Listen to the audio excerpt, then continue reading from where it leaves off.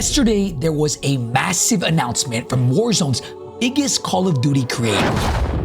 And if you're somebody who's writing this off, I don't think you understand the magnitude of this situation. We're gonna cover what happened, why it happened, and how this might have a rippling effect against all Call of Duty creators from here on out. If you missed it, yesterday we posted a video covering Call of Duty's latest update. And in essence, it was not good. He's under the map, under the map, under the map! No, he's under the map! Under the map!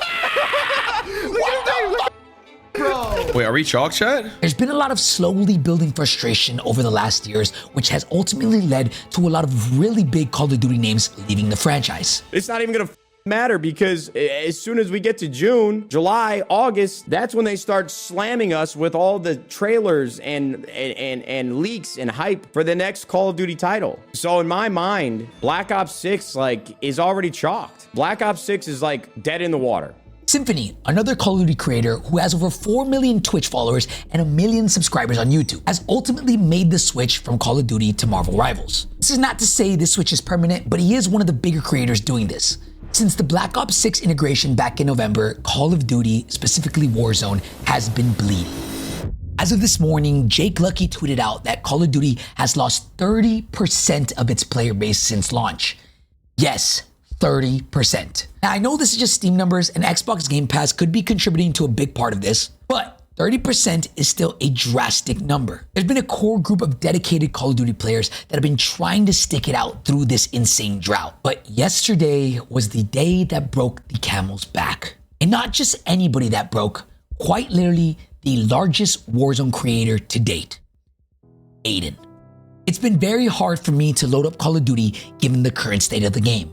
I think it's time to make a statement. I will release a video on my future plans later tonight. And then after 24 hours, Aydan released his statement. But I am going to be taking a pretty good break from Warzone. I'm not going to be finishing out the rest of this season of Ranked. The only time I might play Warzone right now is if I have a sponsor, because obviously I'm contractually obligated to, do my best to bring viewers or whatever. The game is in one of the worst states it's ever been. I don't feel like promoting the game anymore. I don't feel like the players have been treated fairly. And I have one of the bigger platforms. So I feel like it's my responsibility to take a stand against the game. And if you don't think this is a big deal, we'll get into why it is in a second, but let's cover what he said on stream. Call of Duty has had no communication about any of this. They have not said one thing about, the state of the game, the bugs, the hackers. Agreed. They did say they did a ban wave once, but it literally didn't do anything. It was straight cap. Yeah. This whole integration just feels like filler. It feels like they're just trying to get the time by until Verdansk comes out. That's kind of how it feels, and it feels like they're not saying anything more than that. They're not. I agree wholeheartedly. This genuinely feels like these next 2 to 3 months, even the last 3 months from now, do not matter. It feels like right now they're just trying to get through the days until Verdansk drops. Consistent new content. Bro, if the game drops and there are game-breaking bugs and they don't fix them in the first couple days or week, the game is dead. Yep. Warzone is dead. It's done. I agree with him wholeheartedly here. It feels like they don't care right now, and I'm hoping and I'm praying that when Verdansk drops, things actually change. Because I'm gonna be honest, Verdansk will bring back a lot of people. But how long those people choose to stay playing the game is ultimately up to Activision. If Verdansk drops and it's not damn near perfect, people will leave. Nostalgia alone is not enough to keep people coming back from a bad game. And it feels like that right now with Ranked. Ranked, it feels like every single game. Every single game. Every game.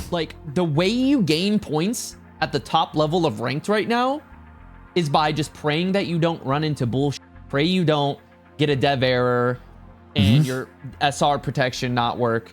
Pray that you can actually rejoin the game if you get kicked out. Pray that you don't get It's bad. It's really bad. I mean, look, quite literally, I am a top 250 player. I'm top 250 on the ranked leaderboard right now. And honestly, if you only get one hacker a game, that's considered a good game. It's gotten to the point where every single game, I'm not even kidding, there is at least 3 teams, that is 9 players hacking. I promise you that is not an exaggeration. Hacking on ranked specifically is worse than Verdansk was back in the day.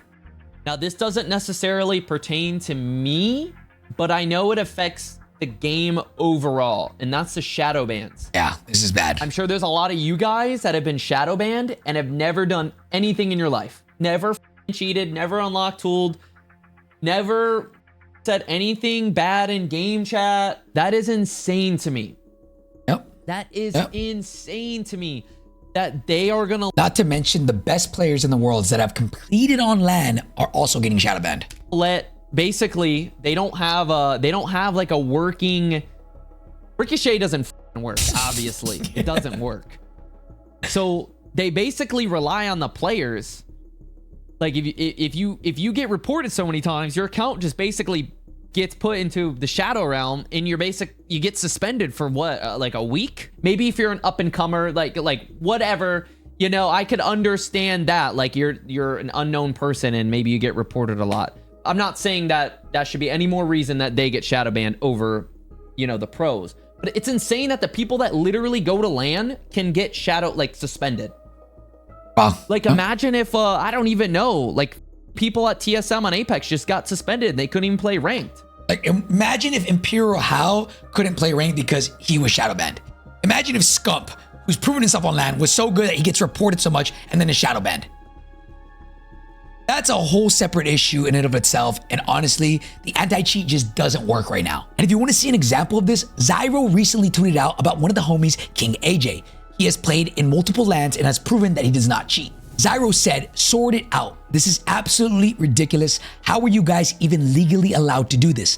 Banning legit players, and he's also competed in every World Series of Warzone LAN finals.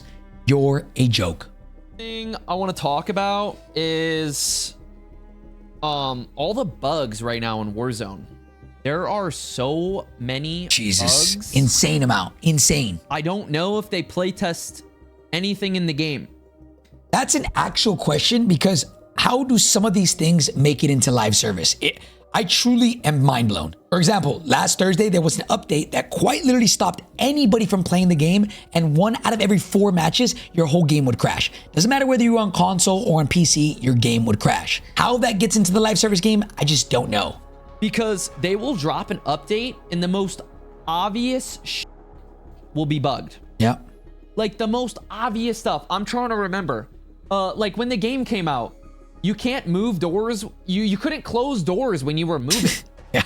Like that's a regular thing. Later on in his stream, he pulled out a list that I personally made on Pulse Check, my podcast, about 48 different bugs that were in the game that I literally made in less than 10 minutes. That is not an exaggeration. I made a list of 48 bugs in less than 10 minutes.